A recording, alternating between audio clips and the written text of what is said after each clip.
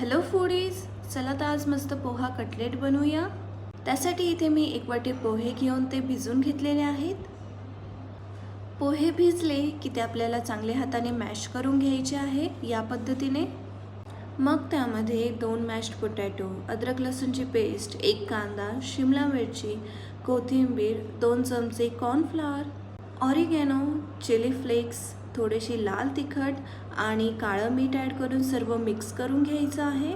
सर्व छान एकजीव झालं की मग आपल्याला हाताला तेल लावून कटलेट बनवून घ्यायचे आहे.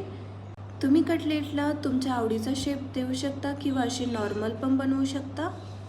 कटलेट बनवून झाले की ते आपल्याला कॉर्नफ्लॉवर किंवा राईस फ्लॉवरमध्ये डीप करून घ्यायचे आहे, जसं तुम्ही बघू शकता.